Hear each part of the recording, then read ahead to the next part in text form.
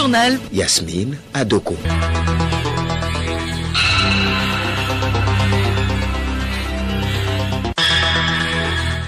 Madame, Monsieur, bonjour. Bienvenue dans ce journal dont voici tout d'abord les titres. Au forum de Kigali, le président de la République Faure Sozimna Gnassingbé cite les nombreuses opportunités d'investissement dans notre pays. Objectif, impliquer les partenaires étrangers dans la réalisation du plan national de développement au Togo. Le ministère des Mines et de l'Énergie associe le secteur privé dans le domaine énergétique pour améliorer le niveau de la performance de ce secteur. Un atelier se tient en ce moment même à Lomé pour la restitution des résultats d'une étude sur la question. C'est toujours la désolation à Ogo-Sagou dans le centre du Mali. Le président Ibrahim Boubacar Keïta y était hier. Il s'est recueilli devant les fosses communes et promet que justice sera faite. Et puis sport football, 21e journée du championnat national de première division. Demain, le leader Asco joue à Tchamba contre l'équipe Koroki Metete.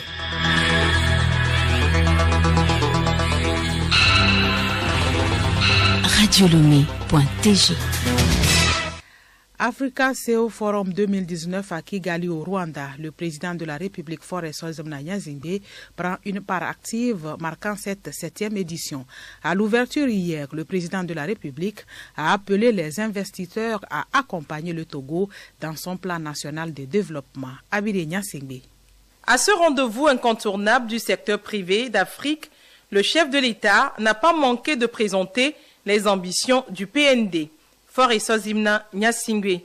Je crois fermement que l'Afrique est dynamique et que c'est une terre d'opportunités. C'est vrai qu'elle est diverse, ce sont 54 pays, et quand on ne la connaît pas, on a l'impression qu'elle est complexe. Mais en réalité, de cette complexité, et à travers ce genre de rencontres, nous pouvons, j'en suis sûr, montrer que ce ne sont pas du tout des complexités, mais ce sont des opportunités. Quant au Togo, on a parlé d'intégration régionale et de zone de libre-échange tout à l'heure. Nous sommes dans la région ouest africaine où nous essayons de faire une place. Nous fondons sur les qualités qui sont les nôtres. Aujourd'hui, nous avons la chance d'être le premier port de l'Afrique de l'Ouest, donc le port de Lomé, et dans le top 5 des pays africains les mieux connectés par la voie maritime, malgré la taille de notre économie.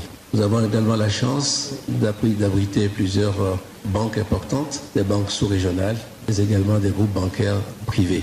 Donc c'est à partir de ces fondements que nous avons essayé de penser à notre nouveau plan national de développement, le PND qui court de 2018 à 2022. L'objectif, c'est de nous appuyer sur le secteur privé, sur l'investissement privé, pour transformer de façon profonde et durable notre économie. Naturellement, quand on fait appel au secteur privé, il faut créer un cadre qui lui est propice. Nous avons commencé également à faire des efforts, mais aujourd'hui, d'après les études, le Togo est la 4e économie la plus attractive de la CEDEAO. Nous avons fait des progrès dans le doing business et ces progrès, nous sommes déterminés à les poursuivre. Et cet investissement privé devrait nous permettre de bâtir des infrastructures pour renforcer nos qualités comme un hub logistique pour l'Afrique de l'Ouest, un des hubs, puisque la concurrence est assez vive.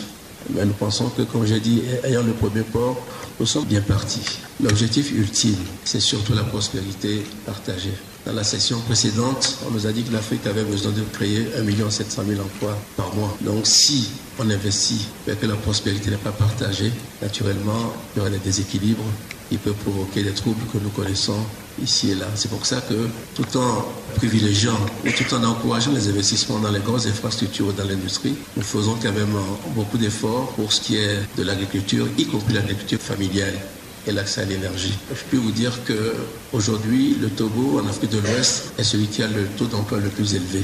Et nous sommes également, selon Bloomberg, le 3e pays en matière de promotion des énergies renouvelables. C'est-à-dire que cette croissance également que nous recherchons ne se fera pas aux dépens de l'environnement. Faisons attention à tout cela pour bien équilibrer les choses. Africa CEO Forum est un événement organisé par Jeune Afrique Media Group. Il vise à favoriser les relations d'affaires et participer à la promotion des entreprises. Le gouvernement met à contribution le secteur privé dans la promotion de l'énergie pour tous au Togo à l'horizon 2030. Un atelier réunit les acteurs du domaine ce mardi à Lomé. Objectif, restituer le rapport d'une étude sur les forces et faiblesses de ce secteur. Yao Kamake. La délégation de l'Union européenne, en finançant cette étude, entend faire documenter les freins et leviers de l'implication du secteur privé dans le domaine énergétique national et de proposer des pistes de solutions afin de dynamiser le secteur. Abbas Abdoulaye, directeur général de l'énergie. Le plan national de développement lancé il y a quelques semaines par le chef de l'État a montré que le secteur de l'énergie devrait apporter tout son poids dans la réalisation de ce plan national de développement. La stratégie d'électrification qui a été élaborée devra se faire avec nos partenaires privés. Pour cela, nous avons voulu commanditer une étude pour que nous puissions identifier les forces et les faiblesses de ce secteur privé. C'est une étude de tous les segments de la chaîne de valeur de l'électricité au Togo qui a été réalisée, de la production à la commercialisation, en passant par les activités d'achat, d'importation, d'exportation, de transport ou encore de distribution. Astria Fataki, consultante. Cette étude était vraiment très bien pensée de la part du ministère, puisqu'effectivement, aujourd'hui, le secteur privé doit jouer et peut jouer un rôle conséquent dans l'électrification du Togo et surtout participer à la stratégie mise en place par le gouvernement à l'horizon 2030. Donc, il y a un objectif de 100% d'électrification sur le Togo. Il est prévu au Togo une augmentation des capacités de production d'électricité avec plusieurs projets de centrales thermiques, solaires, photovoltaïques ou hydrauliques, actés ou en montage. La 7e session régionale de renforcement des capacités des décideurs et des professionnels du secteur de l'aménagement urbain, de la construction et du bâtiment se tient depuis ce matin à Lomé. Organisée par l'EAMO et ses partenaires, cette rencontre de 10 jours permettra la mise en œuvre du nouvel agenda urbain afin de répondre efficacement aux défis sans cesse croissants du développement des villes. Marie-Claire Pagnot. Il s'agit au cours de cette 7e session de développer chez les décideurs et les professionnels du secteur de l'aménagement urbain, de la construction et du bâtiment concernés par ces thématiques, une bonne maîtrise des défis à relever ainsi que des stratégies et actions à mettre en œuvre pour un développement durable. Dr Moussa Dembélé, directeur de l'EAMO. Il y a eu des conventions qui ont été signées depuis Kyoto. Il s'agit de réconcilier l'environnement bâti avec l'environnement naturel. Et c'est ça qui est surtout le contenu global du nouveau agenda urbain. Que les villes ne soient plus en déphasage avec nos environnements et même avec nos pratiques. Il n'y a pas le volet purement physique, mais il y a plusieurs volets qui se cachent. Et c'est ce qui est conçu maintenant dans l'agenda urbain et qui est une convention internationale aujourd'hui où beaucoup de pays ont adhéré. Et nous maintenant, nous voulons bien sûr rehausser là dans notre programme de formation pour disséminer au sein de ceux qui pratiquent les BTP et pour qu'ils puissent avoir un peu plus d'effet au sein des populations. Les participants plancheront sur plusieurs modules, notamment ceux de l'environnement, les questions énergétiques et le fonctionnement du bâtiment. Moussa Dembélé. Les participants sont venus avec un projet déjà présenté. C'est sous la base de ces projets. On avait eu à peu près plus d'une 60aine postulants qui présentent leurs projets. Et il s'agissait de voir maintenant les projets qui sont proches de notre concept et comment on peut le peaufiner pour que ça sorte en termes de réalité. Donc nous attendons une réussite dans le canal de la transition énergétique qui pourra influencer d'autres pratiquants dans le secteur. L'École africaine des métiers, de l'architecture et de l'urbanisme IAMO forme de façon régulière aux métiers de la ville au travers des filières architecture, urbanisme et gestion urbaine pour faire face aux défis sans cesse croissants du développement des États africains. L'administration fiscale des 16 pays de l'Afrique occidentale se forme depuis ce matin à Lomé sur la technique d'audit assisté par ordinateur. Les participants renforcent leurs capacités sur les nouvelles conquêtes technologiques afin de lutter contre la fraude sous toutes ses formes. Il sera également question de mutualiser les efforts et de rendre plus dynamique la coopération entre les États membres du Forum et des administrations fiscales ouest-africaines FAFAO. Essoavana Adoyi, commissaire des impôts à l'OTR et président en exercice de la FAFAO, se prononce sur les défis du contrôle fiscal. Aujourd'hui, le défi de nos administrations, c'est l'efficacité du contrôle fiscal. Par rapport à cela, il va falloir donner aux vérificateurs des impôts des outils nécessaires afin qu'ils puissent exercer dans de bonnes conditions leur activité. C'est pour cela qu'au niveau du Forum des administrations de l'Afrique de l'Ouest, nous avons cru bon de former les agents de nos administrations sur le contrôle fiscal assisté par ordinateur. C'est un nouveau concept qui appelle une formation appropriée, des aptitudes et des comportements aussi nouveaux, afin de faire face à toutes les situations de fraude fiscale et d'évasion fiscale qui peuvent se présenter lors de nos activités quotidiennes. Dernière information en page nationale, le projet Impact 3D, impression 3D et accès à la télé-réadaptation fait son bilan. Lancé il y a 18 mois, ce projet vise à introduire de la technologie d'impression 3D pour la fabrication d'orthèses en Afrique de l'Ouest. Juliette Kamde. Les parties prenantes au projet Impact 3D se réunissent ces 26 et 27 mars à Lomé pour le partage des résultats. C'est un projet de recherche opérationnelle, mais aussi de renforcement de capacité de l'Organisation africaine de développement de centres pour personnes handicapées, OADC-PH, pour devenir un laboratoire de fabrication 3D.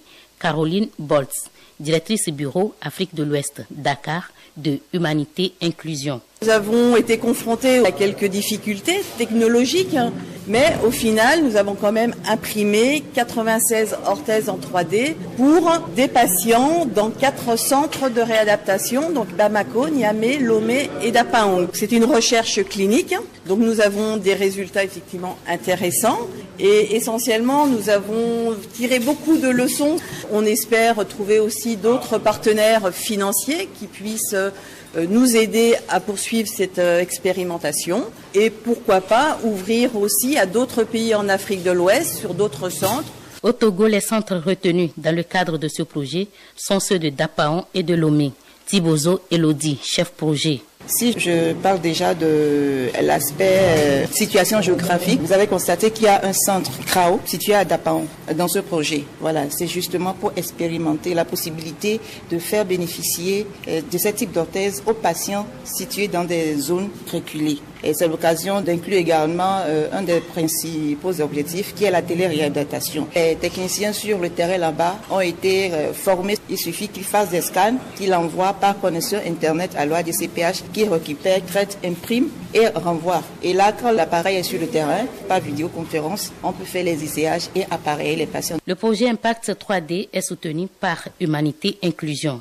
Isabelle Urso, directrice de la réadaptation. Nous avons imaginé qu'il était possible d'utiliser des nouvelles méthodes qui seraient plus économiques et qu'en utilisant ces nouvelles technologies, toujours dans un système intégré à la santé et toujours avec des professionnels de la réadaptation, nous pouvions développer une nouvelle façon d'intervenir qui rentrerait dans le système de santé en complémentarité, en solutions alternatives et complémentaires donc aux solutions conventionnelles existantes. L'Organisation africaine de développement de centres pour personnes handicapées OADC-PH est basée à Lomé, au quartier Baguida. Le journal Yasmine Adoko.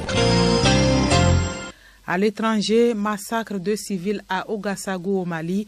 Le président Ibrahim Boubacar Keïta sur les lieux hier a promis que justice sera faite. Les détails avec vous, Bénédicte Kanda. Effectivement, le président malien en visite hier à Ouagassogou s'est recueilli devant les fosses communes creusées pour enterrer les victimes. Devant la désolation dans le village, aux maisons calcinées et au sol jonché de cadavres d'animaux, le président Ibeka a promis que justice sera faite. Cette tuerie dans la zone de Bankas, près de la frontière avec le Burkina Faso, est la plus sanglante au Mali depuis la fin des principaux combats de l'opération lancée en 2013 pour chasser les groupes djihadistes qui avaient pris le contrôle du Nord. Le bilan de ce massacre a atteint 160 morts et pourrait encore s'alourdir. Au Comores, les forces de l'ordre ont violemment dispersé hier une manifestation de l'opposition. Celle-ci accuse le chef de l'État sortant Azali Assoumani d'avoir orchestré une fraude généralisée pour se faire réélire dès le premier tour de la présidentielle de dimanche dernier. Le calme est revenu dans l'après-midi, le dépouillement se poursuit et la commission électorale pourrait annoncer les premiers résultats ce mardi. Et puis, bonne nouvelle pour le président Donald Trump. Le chef du Pentagone a annoncé hier avoir débloqué $1 milliard pour la construction d'une section du mur à la frontière avec le Mexique. Le chef du Pentagone justifie cette dépense par un paragraphe de l'article 10 du Code des États-Unis qui donne au département de la Défense le pouvoir de construire des routes et des barrières et d'installer des éclairages pour empêcher le trafic de drogue transfrontalier. Ce déblocage fait suite à la procédure d'urgence nationale déclenchée le 15 février dernier par Donald Trump après les refus du Congrès de lui accorder le budget qu'il réclamait.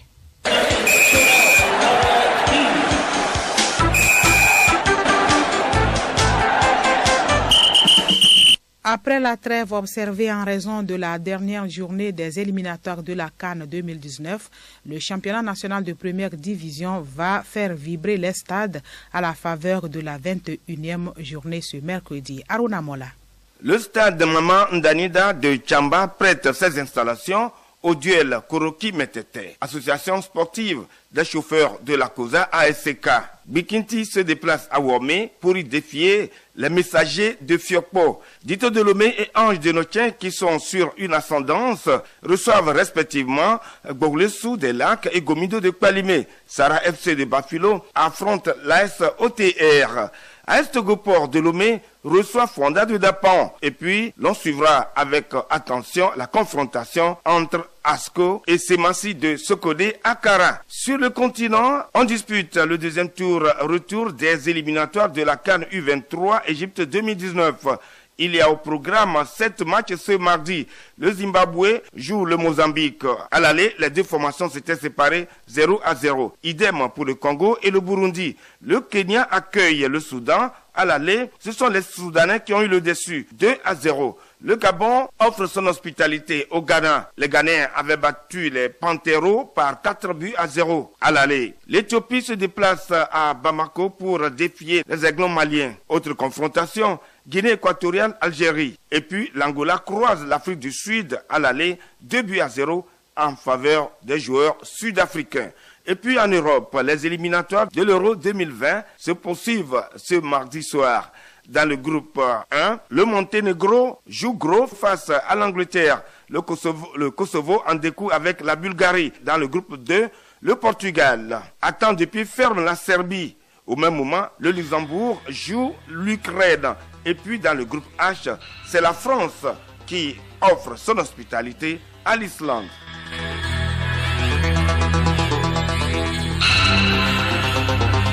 De cette édition, merci de l'avoir suivi. En voici les principales articulations. Au forum de Kigali, le président Faure Sozimna Gnazingbe cite les nombreuses opportunités d'investissement dans notre pays. Objectif, impliquer les partenaires étrangers dans la réalisation du plan national de développement. Et puis le ministère des Mines et de l'Énergie associe le secteur privé dans le domaine énergétique pour améliorer le niveau de la performance de ce secteur. Un atelier se tient en ce moment même à Lomé pour la restitution des résultats d'une étude sur la question. Bon après-midi à toutes et à tous sur la station du plaisir.